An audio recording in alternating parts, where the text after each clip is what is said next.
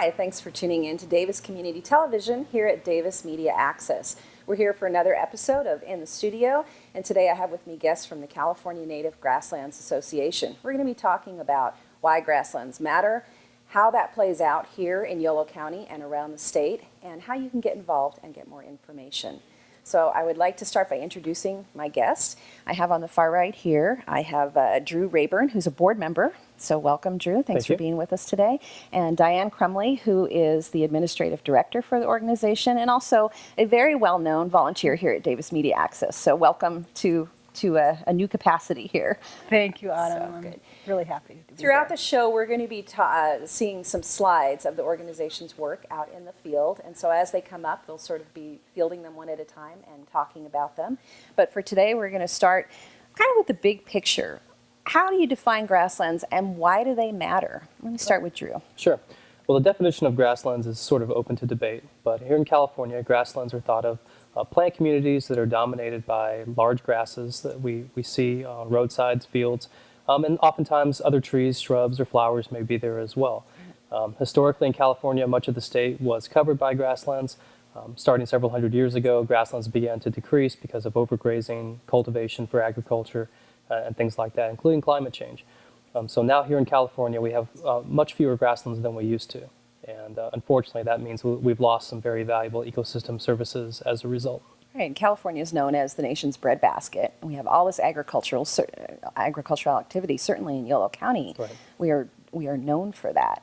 So as agriculture has come in, grasslands have, what's at risk? What are we losing? Right, so grasslands, like I said, provide a host of what we call ecosystem services, which can be thought of sort of the goods and services that we get from the natural environment for people.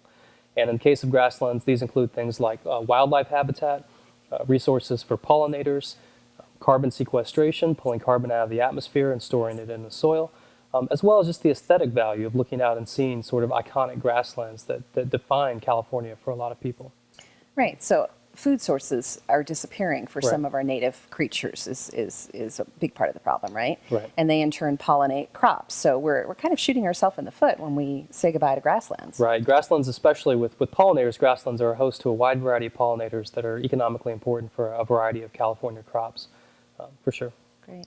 And tell us briefly, you were telling me you're doing postdoc work at UC Davis, and what's your field? Sure. Well, besides being a board member for the California Native Grasslands Association, I'm currently a researcher at UC Davis. I'm studying grassland restoration. So my efforts focus on cost-effective, realistic ways to repair damaged grasslands in California. And we hope that the work that we're doing can be applied outside the state as well. Great. And we're going to circle back to some of those specific projects, but I'm going to check in with Diane here. So let's talk about the mission, and give us some background information about the organization. When was it founded? What's the mission? And then let's get into some specifics about how you carry that out. Okay, well, we started in 1991, and we and a sister organization, which is called CIRCAL, which is the California chapter of Society for Ecological Restoration. Okay. And basically, because of all of the development that was really happening and increasing in the 90s, and then some legislative work, there were a lot of projects where if a developer took over native lands, then they had to restore an equal portion of acreage. Okay. And so this sort of study of how do we best restore and continue to have these native populations, sometimes side by side, and urban development. How does all that work out? Became a mission basically of us and also this restoration group. And so our sort of piece of it was to, in general, educate the population, researchers, city planners, and home gardeners about the importance of keeping natives. And I was surprised in email earlier today, you mentioned some of the stakeholders. You mentioned not only ranchers, but city planners and homeowners. And I hadn't ever thought that grasslands, would kind of filter down to that level. So from a homeowner's perspective, Yes. what's the connection? Okay, well, We're not hearing about it as much right now in Northern California, but in Southern California, the whole issue of water conservation is huge. And one of the things that really differ with native grasses is that their root system is just tremendous underneath the soil. You may have a bunch grass that may be 3 feet tall above the ground and 12 to 15 feet worth of roots. And what that does in terms of services is if it's out in the ground, it stops soil erosion, and it creates little channels so that when it does rain, the water can actually filter in and then go into become groundwater and do groundwater recharge, which is a very important part of water conservation.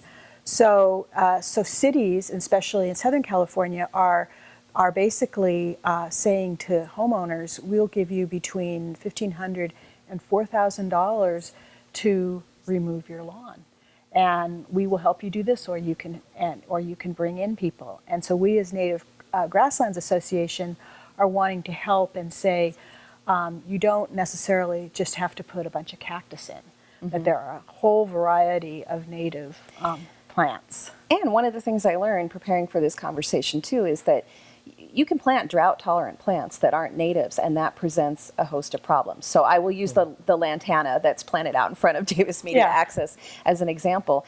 It's not native. It may be drought-tolerant, but it's not native. So it's not filling that niche of attracting, native pollinators or people who need the plants as a food source. So we can think we're getting it right, and as Drew mentioned, you can go anywhere in Davis and see kind of like the same 6 plants planted over and over again. Yes. But we're missing a piece. And the thing is that it is providing habitat. I mean, here we are on the Pacific Flyway, for one thing. And so it's an internationally recognized important spot. So having native plants provides food for insects, and then that will provide food for birds. And all of these things, have important functions. Yeah. Well, let's look at some of the slides that are up. So tell us what we're looking at, Okay, Diane. this one was actually taken in Southern California, and this is showing how, this is on a parking lot, and how you can use native grasses in the built environment. And so essentially when it rains, instead of all of that water, washing all of the chemicals that are already into the storm drains. In the storm drains, which then go into our water systems and everything. This this set of plantings here will absorb that first, and then the plants themselves can actually remove some of the toxins before they reach any place else. And so this is a standard thing where now more and more parking lots. If you build a new development, you need to have this type of thing. And there are a few in Davis. So this is an example of one of CNGA's projects. No, this is an example of, we host workshops to teach landscape architects and other city planners the technical aspects of how you can incorporate this. And then they go ahead and implement. Drew, what are we looking at here? Well, it's just a classic example of how large grazing animals can use grasslands and how important grasslands are as wildlife habitat here in California. Not only for the large charismatic animals like you see here, but also small animals that live underground. And like Diane was saying, as food for insects that are then eaten by birds and other creatures. A large proportion of animals in California spend some time of their life in grasslands. Now, they're in a coastal environment, correct? Right. Okay, so again, before this interview, I was thinking grasslands, tall, waving, but really it's not. You mentioned the coastal prairie. Tell us a little bit about the coastal prairie in California. Sure. Well, the coastal prairie is a unique system that, like you just said, does occur on the coast of California, exposed to much different weather patterns than we have here in the Central Valley. So it's a different set of species that often don't grow as tall as you might be used to seeing here. Species that are adapted for the climate, the salt in the air, things like that. And that, again, are host to a very unique set of creatures and also co-occur with some of the chaparral shrubs and other plant species that sort of define coastal California. But those low-growing plants you see, I'm thinking of time outside the botanical gardens up near Fort Bragg in Mendocino, and there's the bluffs they're very low ground cover. Is that what we're Right. talking about? Absolutely, and that's Yeah. one of my favorite spots in California, beautiful. actually, up in that area. And as you walk along those bluffs, you notice that most of the vegetation is very short, Yeah. but it actually is an intact grassland, just functioning and looking differently than those that we're used to here in the Central Valley. Great. Let's see if we can get a couple more slides. We have one up. So what are we looking at here? Well, it's just an example of how pollinators are using grassland resources, like these flowers here and this butterfly, and a wide variety of endangered insects and also threatened insects and other arthropods in California use grasslands. And for farmers who are looking to integrate native plants onto their, into their agricultural systems, having grasslands along the margins of some of their fields are a great way to bring in additional pollinators. And hopefully, as we move forward with these ideas, we'll maybe be able to reduce our dependence on imported bees, although they're going to remain important in California for a long time. When you talk about the farmers and the agricultural buffers, so they're essentially taking land that they're really not using for farming, and they're helping to create a more sustainable habitat. Right, and so the idea would be to take a very small percentage of the overall agricultural land, margins, maybe areas that are not as suitable for producing Right. crops, and convert those to some form of native plant community, and then get benefits, like we said, wildlife habitat, pollinator habitat, and again, the aesthetics of incorporating a different kind of community into your overall agricultural plan. Right. Can't help but be good for agriculture, I'm thinking. Well, actually, Yolo County is known, it's sort of a hot spot in the entire country for the native hedgerows. And actually, native grasses are part of a good hedgerow planting. And what happens there is that it becomes, you have all of these host plants for the beneficial insects that can then go out and eat your pests Right. in your field. And so there again, you're providing a place for natural pollinators to go pollinate, and then you're providing a place so that you potentially do not have to use a host of pesticides, but can actually use the natural predators. Excellent. It sounds like a win-win, actually. It is, yes. So Yeah. let's talk about some of the projects that the California Native Grasslands Association, CNGA, I don't like acronyms, but there you go, Yeah. carries out. So you have events throughout the year, and you have workshops. And I think we're going to see a few more slides that show Drew in action at some of these workshops talking to people. But Okay. let's start with the workshops, and we'll move to events. All right. Well, one of the main ways that we spread the information is we have quarterly publication that we've been doing for over 20 years. Okay. And then we host workshops mainly in the spring and the fall. And these are truly out in the field. I mean, you may have a small, And and there's here Drew we in the are. hat on the left, right? This is in western Yolo County. This is on Hedgerow Farms, which is a very locally famous place run by John Anderson, where he is actually farming a whole variety and growing native grasses that then people can purchase the seed to then do the restoration projects Okay. throughout the state. And so we are out, and Drew is talking about some of his research on restoring native grasses. So we typically have grass identification learning, because there's over 300 species of native grasses in California, and so it's quite detailed to actually learn how to do the I bet. identification. And if you're trying to distinguish, do I have a weed or a non-native that I don't want to have here? You need to be able to distinguish between those. Then we have classes that actually teach folks how to do a restoration project. Okay. So all of that. Do you partner with other environmental organizations around the state or in the area to do the restoration projects or to do the workshops? Right, and to be clear, what we're doing is we're providing the information for Right. the other practitioners. So Right. CNGA is not actively restoring grasslands, but we do partner with groups like SERCAL, which Diane mentioned earlier, Hedgerow Farms here, private sector groups, a variety of nonprofits in different regions of the state. And so we are providing information for those folks who want to Okay. change management and implement these practices on their own properties. Okay. So- Oh, right now we're looking at the coastal prairie we were talking about Yes. earlier. So, and that's exactly, I kind of had that vision in my mind as I made that comment. And the fact that people are literally down on their knees and they're using magnifying glasses, because the diversity is so great that in a 3 foot by 3 foot square you could have as many as 50 different plant species. Wow. And these are species that grow incredibly slow. They can be on rocks, sort of like, in many ways, it's almost sort of like how desert species sometimes, can just, they take hundreds of years to, to grow and persist.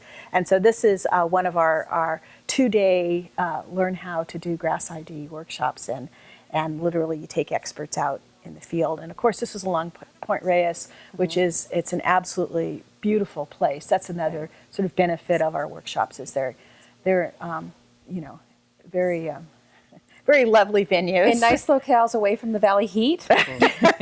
Definitely this one. This is Exactly. typically in June. Yes. So I know you have something coming up in August. Did you want to talk about that workshop? Sure. Yeah, that is actually, it's a Grasslands photography workshop, and it's the first time that we've offered that.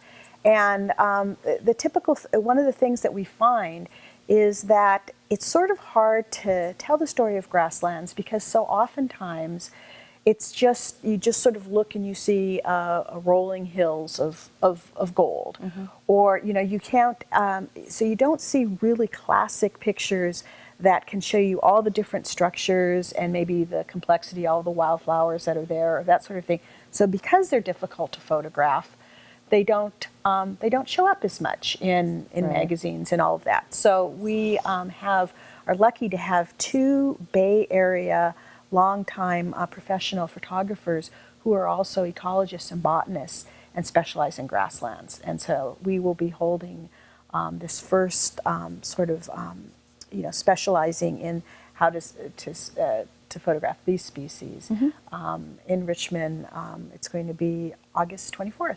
And then we hope to do this on many different regions in California, and sometimes we'll do it in spring so you can get the wildflowers as well, and it'll become a series.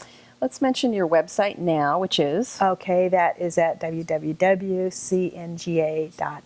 cnga.org. We'll mention that again before the show is over too, but that's a place where people can go to get more information. It's right there on the front page of the website. Yes, Yeah. and so we do, and then we do have resources on there for people who are actually researching grasslands. And UC Davis is actually one of the top schools that have, they have range management classes and lots of things. And so we have the whole history of the beginning of when we started publishing articles, going back into, I think, 1941, maybe our first one. So it's a really nice bibliography for people who are studying grasslands as well. And you said the organization was founded in 1991, so that's kind of a nice segue to my next question, which is, if you think of this as a battle to educate hearts and minds about the importance of grasslands, how are we doing? And relative to when the organization started in 1991 specifically, how's it going out there? Well, I would think that we're in a sort of a new age of grassland research here in California and grassland management, and we're spending more and more energy now trying to understand not only the ecology of grasslands but also how to put them back together after they've been damaged. So, for example, here in Yolo County is an epicenter of grassland restoration, and some of the best projects in the state are right here in Yolo County, which is a great thing. I think we're moving in the right direction, and I think that the challenge is trying to understand how to protect not just grasslands, but all the natural ecosystems in California at the same time that our population is increasing. Our cities are getting larger with more and more urban infrastructure. But I think more people now are aware of these communities than ever before, and I think the CNGA's mission is expanding and broadening as we find new ways to interact with different stakeholders, getting information into classrooms, for example, or developing new workshops and engaging maybe a novel audience or a larger audience. So yeah, I think it's an exciting time to be involved with these projects, and it's great to see where we're going. I want to come back to classrooms because Drew touched on that there for a second, but I would imagine, although it's very unfortunate that the colony collapse disorder, everything that's happening with the bees, is really serving to highlight all this interconnected information about grasslands. Do you think that's true? I think so. I think we're becoming more and more aware of just how important pollinators are and where our food is coming from. And that's just not just to do with grasslands, but in general of knowing where our products come from and what it takes to actually produce that bounty you see on the shelves or at the Davis Farmers Market. And the pollinator issue is going to become more and more important. And I think the more we recognize the importance of these pollinators, the more we that will be linked to conserving the systems that can boost pollinator abundance and sort of help farmers farm sustainably and actually just stay in business, which is a trouble for a lot of folks these days. I imagine so. So in terms of classrooms, what kind of outreach and education activities does the association carry out? Well, currently we have been doing the outreach basically again through a quarterly publication that it's more than a newsletter. It has articles that have scientific merit, but then also articles about visiting a grassland. Where do you go? Where so it runs the gamut. Then we have a series of usually about 6 to 10 workshops per year. We also sometimes will do an annual conference, which is a huge investment. And I am posting every day on Facebook and trying to just do small amounts of information sharing that way. And then we are hoping, we have a campaign that's called Seeding the Future for California right now, where we are trying to raise funds so that we can develop a specific cell phone application for identifying grasslands. There are specific grasses, just like how you can maybe check out a special wildflower or that sort of thing, so that people are taking their mobile devices with them, and then they can help in the process of mapping where you've actually found these. We're hoping to actually develop some materials that will go into grammar schools, so that, because right now we're mainly doing adult education. Okay. And then I'm also going to be potentially involved with a new program that's called the California Naturalist, which is a statewide program through a UC cooperative extension, where they're training college students and adults to become natural docents, and you're a California naturalist. So you learn about ecology, plants, animals, and citizen science, and then you become certified. And then you can volunteer at a whole host of other organizations who would need naturalists. Right. So in Yolo County, that might be the Poudre Creek Council, or that might be Tuolumne, or Jepson Prairie. Yes, or Cache Creek Nature Preserve. Yeah. And we're also, if we become, basically, we would be a host organization and offer this training once a year. And then these folks, it could be certified to come into classrooms too. So it would basically grow sort of a core of people who know a lot about California ecology. It sounds like Drew has more workshops in his future too.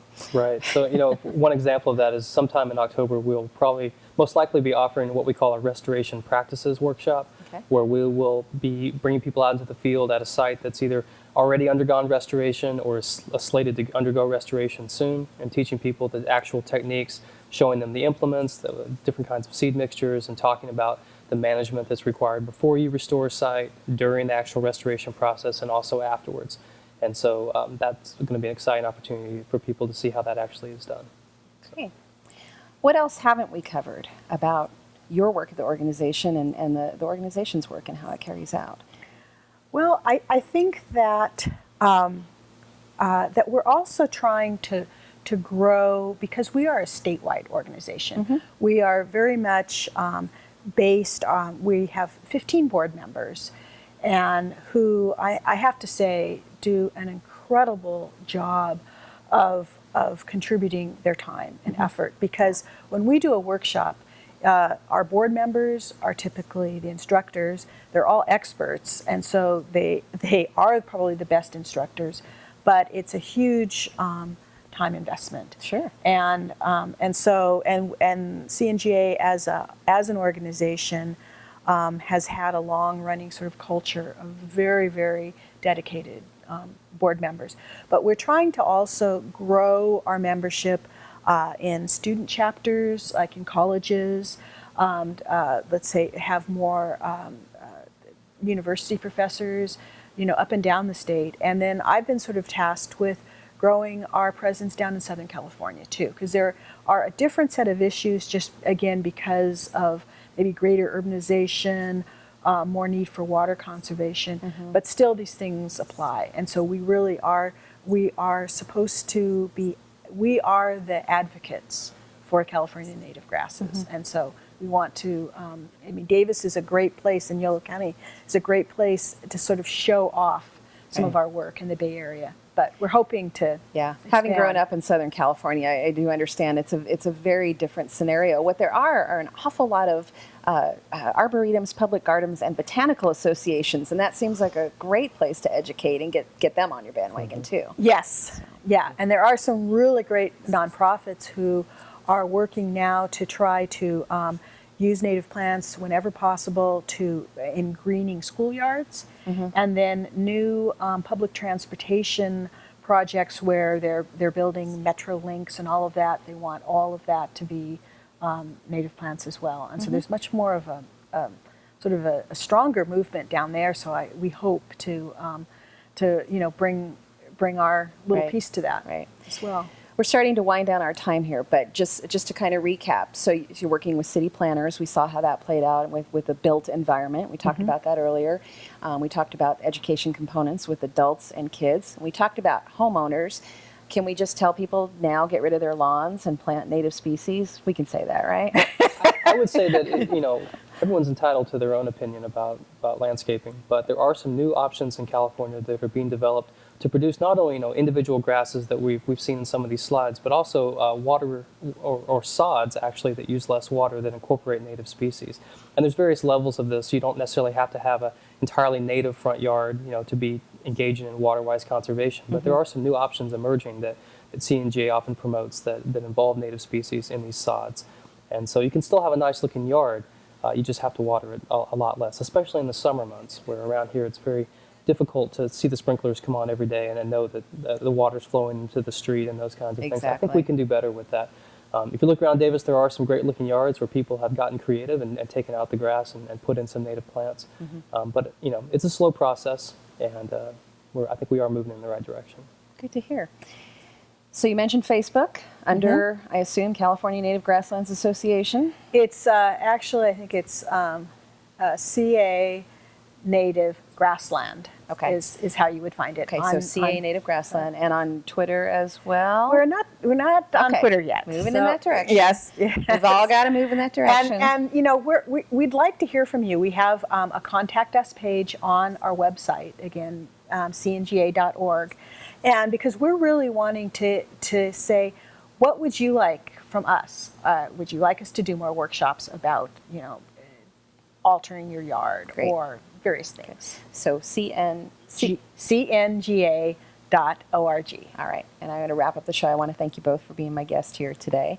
I want to thank our viewing audience for tuning in. You're watching In the Studio on Davis Community Television, and I didn't say at the top of the show, this is both a vehicle for local nonprofits and community groups to talk about what they do. It's also a hands-on learning lab, so I give a shout out to our studio manager, Diane and her wonderful crew of volunteers here today, Laura, Timothy, Matthias, Tyler, and Bryce. I hope I'm not missing anyone. And thank you for tuning in. You can also find these programs in the studio, this episode and many more archived at dctv.davismedia.org. Thanks for tuning in, and we'll see you next time in the studio.